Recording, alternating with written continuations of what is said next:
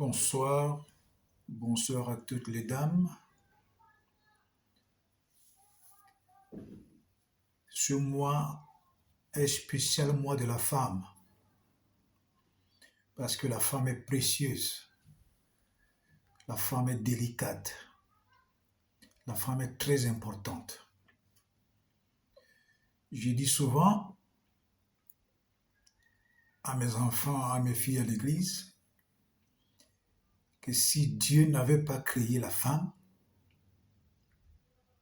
l'homme serait vraiment un fou. L'homme serait inutile. C'est la femme qui apporte à l'homme la stabilité, la paix, la joie.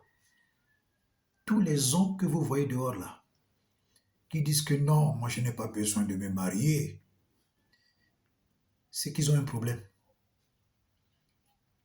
Un homme qui peut se marier, mais qui n'a même jamais essayé, le mariage l'a dépassé. Mais qui passe le temps à dire, ah non, moi je n'ai pas envie de me marier, hein. Vraiment le mariage ne me sert à rien. Non, cet homme a un problème. Cet homme a un problème. Soit il a une infirmité qu'il cache, soit il est dans une secte où c'est un pacte avec le diable pour qu'il ne se marie pas. Ouais. Donc il a quelque chose qui le dérange. Soit il a un complexe en lui qu'il ne voudrait pas que les gens découvrent.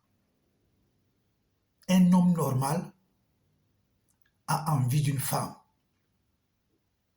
Quand un homme normal a les moyens, il veut absolument se marier. Parce qu'il en a besoin. Quand vous voyez un homme, il est là célibataire, il peut se marier, il a les moyens, mais il préfère les maîtresses, il préfère les filles du dehors, il préfère vivre sa vie comme ça, évadrouillée. C'est quelqu'un qui fuit les responsabilités. Donc il n'a jamais été quelqu'un de responsable. Il n'a jamais été quelqu'un de discipliné. C'est-à-dire qu'il fuit les responsabilités. Il préfère gérer les femmes dehors, les prostituées dehors, les petits dehors, mais à l'intérieur, il préfère vivre seul. C'est un homme incomplet, c'est un homme inconscient, c'est un homme irresponsable, c'est un lâche. À la limite même, c'est un perdu. Oui.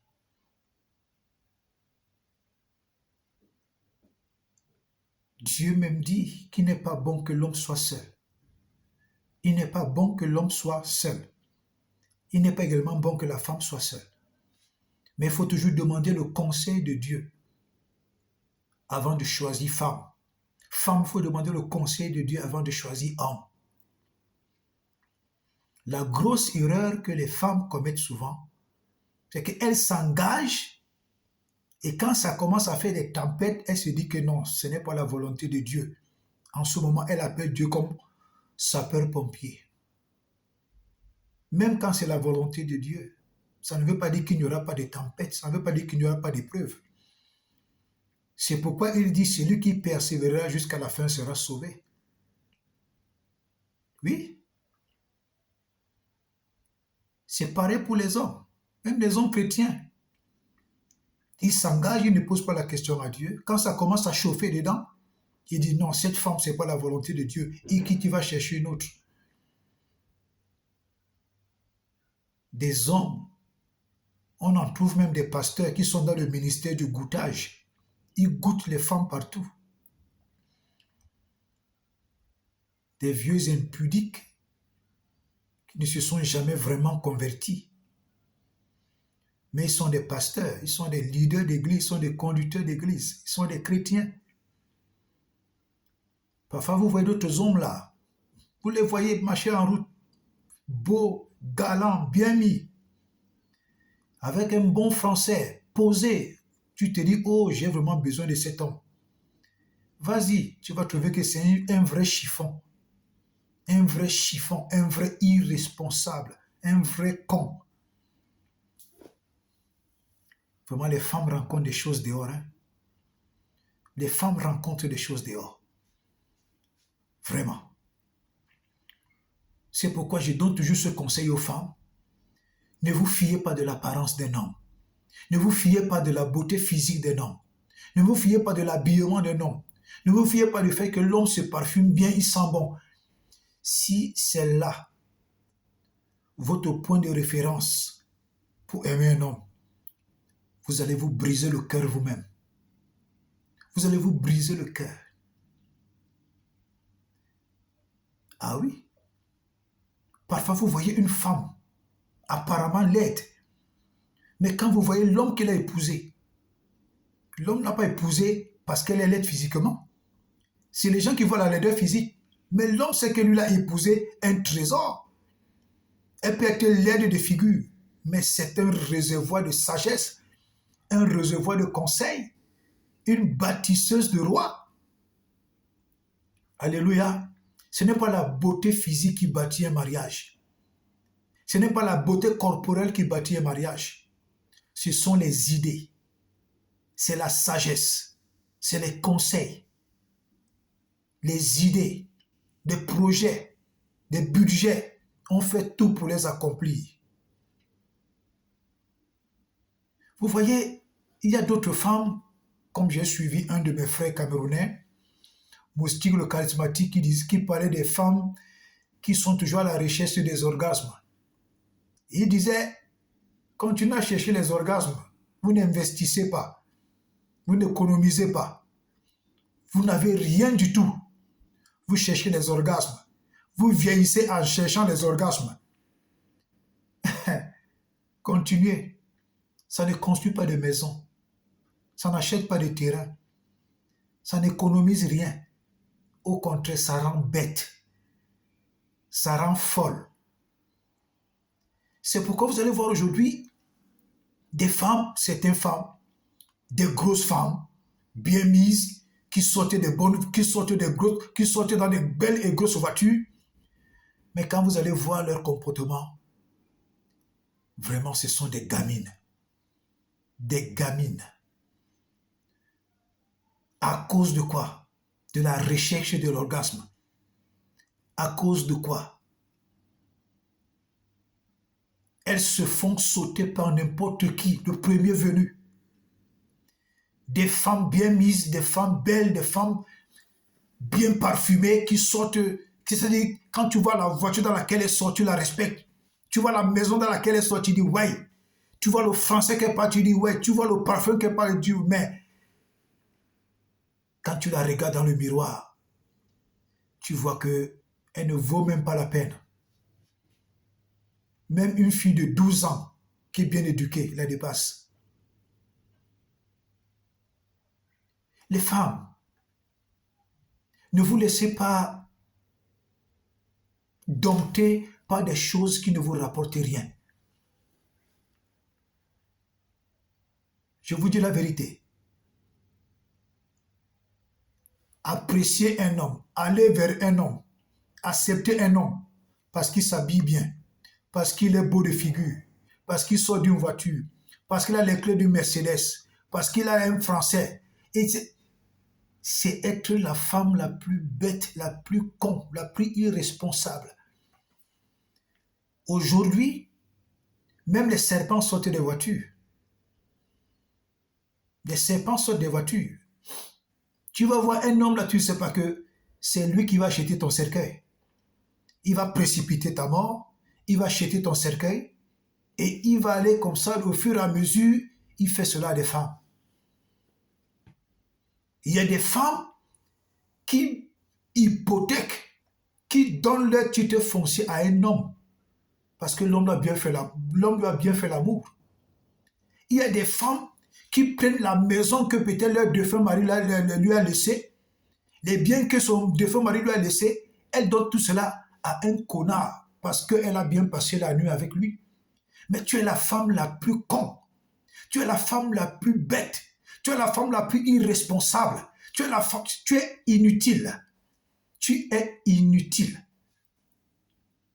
Qu'est-ce qui peut te pousser à donner ton titre foncier, à donner ta maison, à donner ton compte, ton numéro de compte bancaire, à prendre ce que tu as de précieux pour ta propre sécurité au cas où c'est mauvais dehors.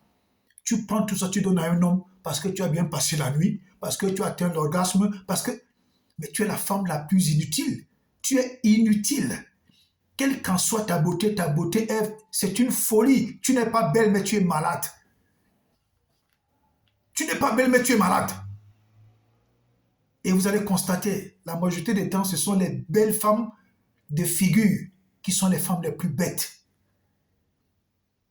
Les plus bêtes. Il suffit que tu lui dises que vraiment tu es belle, tu es jolie. C'est fini. Elle a déjà baissé son caleçon. Elle s'est couchée et tout est parti. Non. Non. Dieu respecte la femme.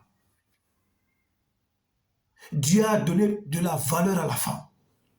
C'est pourquoi Dieu a dit que de la femme sort la vie. De la femme sort la vie. Ah oui. C'est pourquoi quand vous lisez l'Ancien Testament, quand un homme prenait une femme comme épouse, il a déjà utilisé la femme. Quand il la répudie, la femme là va ailleurs. Elle n'a plus la même valeur. Et quand là elle est partie, la personne là la répudie encore. Elle est traitée comme une malédiction. Comme une malédiction. Mais aujourd'hui, le monde dans lequel nous vivons, la femme, l'homme, certaines personnes, pas tous, ont banalisé le sexe. Ont banalisé le sexe. Les serviteurs du diable, que ce soit une femme qui pratique de la magie, que ce soit un homme qui pratique de la magie, ils utilisent le sexe pour réussir. Ils utilisent le sexe pour tuer des destinées. Ils utilisent le sexe pour tuer des étoiles. Ils utilisent le sexe pour dépouiller des vies. Ils utilisent le sexe pour détruire des vies. Pour détruire des vies. Faites attention, la Bible dit que le diable est parfait en beauté. C'est pourquoi vous allez voir tous ceux qui ont de l'argent. On les voit toujours beaux, on les voit toujours belles.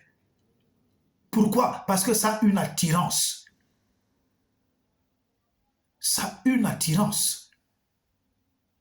L'argent a une attirance. Et les âmes faibles tombent facilement dans ce piège de l'argent. Et c'est ainsi que les hommes tuent les femmes tuent les hommes. C'est le mois. Mars, c'est le mois de la femme. Moi, j'ai baptisé cela le mois de la femme pour donner des conseils aux femmes, pour dire aux femmes, faites très attention, vous êtes précieuses. Quand un homme, écoutez ma femme, quand un homme vient vers une femme pour lui faire l'amour, faites très attention. De nos jours, tu as ton mari, fais confiance en ton mari, même s'il est fou. Même s'il est fou, même s'il ne se lève pas, même s'il est bête. Considère-le. De nos jours, le dehors là est très mauvais. Toi, l'homme qui m'écoute, tu as ta femme, même si elle est folle, même si elle est la femme que tu considères comme la plus désagréable. Gars, respecte-la, parce que le dehors là est pourri. Tu commences par les hommes. Quand tu vas coucher avec une femme dehors, la Bible dit, celui qui s'attache à une prostituée est un seul esprit avec elle. Ça veut dire que celui qui va faire l'amour à une femme qui n'est pas sa femme est un seul esprit avec elle. Donc, quand tu vas faire l'amour à une femme, tu ne connais pas son bas-ventre, tu ne connais pas son background spirituel, tu ne connais pas la famille dans laquelle elle sort. Tu vas monter sur une femme dehors qui est sortie d'une famille maudite. Tu ramasses la malédiction là-bas. Tu vas prendre une femme qui a un bas-ventre spirituel pourri. Tu vas prendre des malédictions incurables là-bas. Tu vas aller coucher une femme qui est sorcière. Elle te met le serpent dans le ventre, toi l'homme-ci. Elle t'empoisonne la vie. Tu vas dire, oh, j'ai bien fait l'amour à cette femme-là, vraiment, oh, ça, je suis fort. Tu ne sais pas que tu t'es tué toi-même. Pendant qu'elle t'empoisonnait la vie, pendant que toi tu dis que tu lui faisais bien l'amour, elle est en train de te dépouiller. Elle est en train d'empoisonner ta vie. Elle est en train d'empoisonner toute ta destinée. Ah oui? C'est pareil pour les femmes. Tu vas vers un homme. Tu ne connais pas son background spirituel. Tu ne connais pas son bas-ventre. Tu vas le faire l'amour. Tu dis, ah, vraiment c'était bon aujourd'hui. Ah, il te pose la question, tu as aimé? Tu dis que oui, j'ai aimé. Tu ne sais pas que tu as aimé là.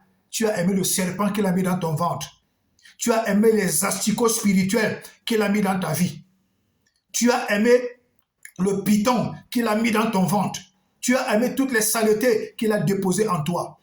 Et à partir de ça, il commence à contrôler ta vie. Après un moment, tu commences à faire des maladies. Tu tombes, tu meurs.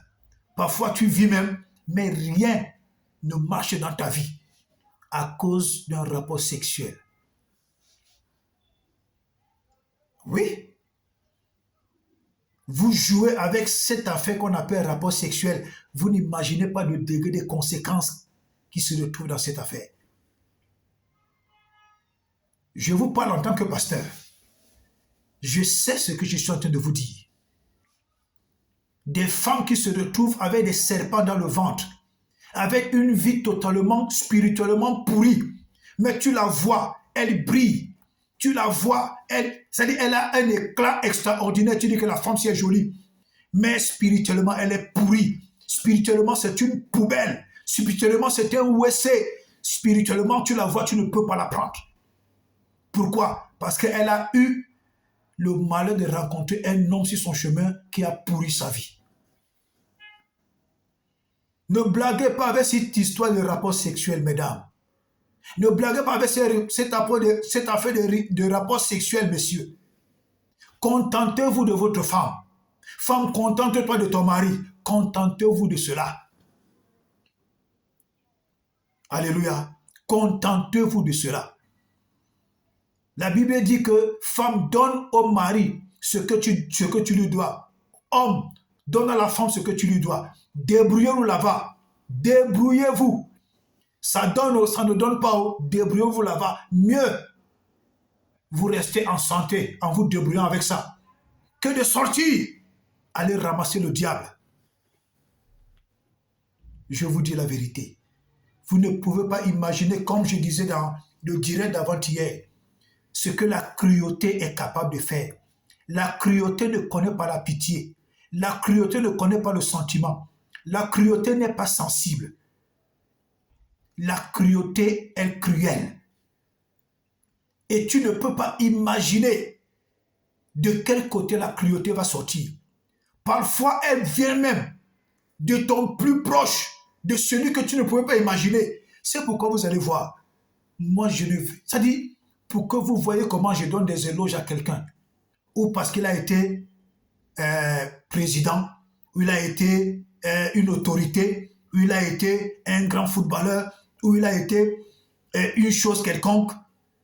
Vous n'allez jamais me voir dans ce genre de choses. Parce que moi, je me pose toujours bien des questions. Ah oui. Je me pose toujours bien des questions. Et vous allez voir aujourd'hui, même des chrétiens se retrouvent en train d'apprécier tous ces gens à cause de l'argent, à cause du titre, à cause de sa gloire. Même les chrétiens apprécient cela. Ils font des commentaires. Ils font même des commentaires dans les prédications. Pourtant, ces gens-là, ce sont des grands satanistes.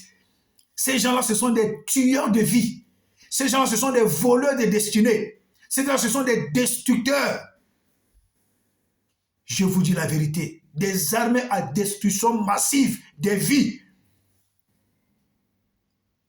Les gens disent souvent qu'au pasteur Christian, toi, tu as dit, je ne suis pas dur.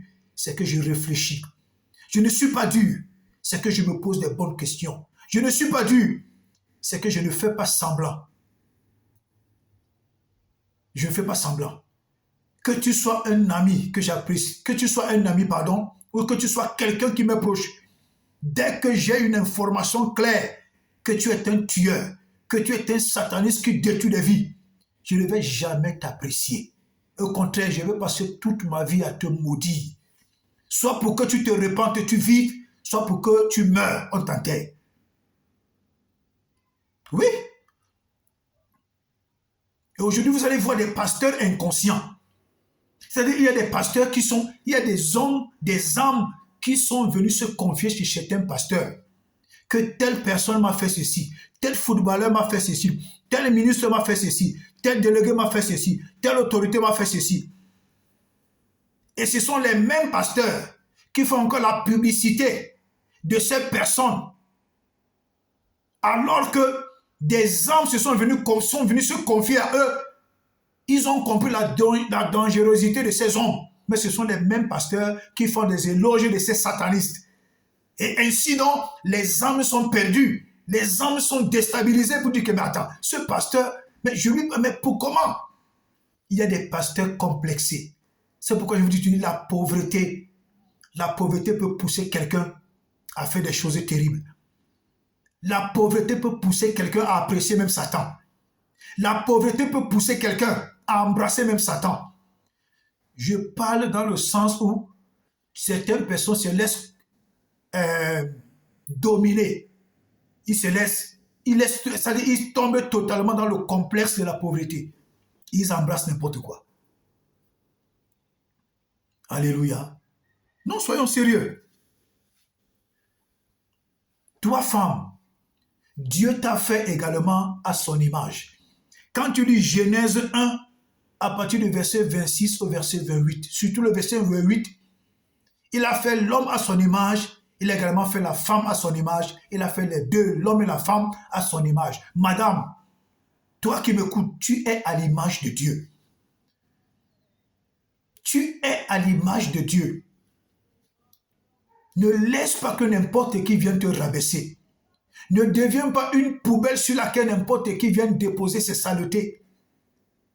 Ne va pas de lit en lit, de chambre en chambre, d'hôtel en hôtel, d'auberge en auberge, de trottoir en trottoir, de comptoir en comptoir. Non, madame, tu es fait à l'image de Dieu. Si tu es le genre de femme, c'est-à-dire, tu ne peux pas se contenir. Le genre de femme que si elle n'a pas couché avec un homme une journée, 2 hommes une journée, 4, 5, 6, 10, si qu'elle n'est pas tranquille, madame, tu es malade. Tu as besoin de délivrance. Cherche un vrai pasteur pour que tu sois délivré. Parce que tu es à l'image de Dieu. L'image de Dieu est en toi. Tu es à l'image de Dieu, madame. Le corps que tu détruis,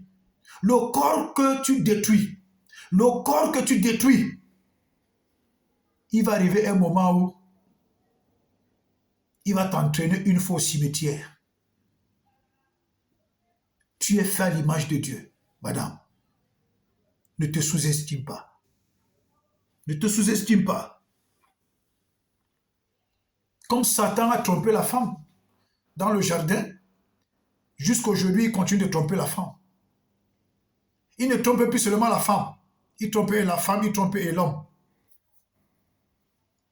C'est dans cette danse que nous sommes aujourd'hui. C'est dans cette danse. Ah oui? Les femmes se font tromper partout. Des gens prennent des faux profils dans Facebook, des faux profils des hommes politiques, des faux profils de certains présidents, les faux profils de certains footballeurs. Et ils envoient l'invitation aux femmes. Après, ils viennent derrière demander de l'argent à ces femmes pour dire que ce sont ces footballeurs-là qui ont besoin de dons pour leur organisation. Et les femmes envoient l'argent à ces gens-là. Mais, mesdames, ne soyez pas bêtes jusqu'à ce niveau. Il y a des gens, tout ce que vous voyez comme profil dans Facebook, avec des profils des présidents, des sénateurs, de certains footballeurs de haut niveau, ce ne sont pas ces gens-là. Ce sont des gens qui sont derrière, qui vous dépouillent, qui vous volent, qui vous escroquent. Et les femmes tombent dans ce piège. Des femmes tombent dans ce piège. Et même si c'était Zidane, qui t'envoie l'invitation. Zidane va t'envoyer l'invitation dans Facebook comment? Zidane va te dire que envoie-moi, j'ai besoin de l'argent pour mon ONG. Quand Zidane a beaucoup d'argent. Zidane a beaucoup d'argent. Benzema a beaucoup d'argent. C'est des gens, ils vont te demander l'argent comment? Je préfère parler d'eux. Je ne parle pas des footballeurs de mon pays.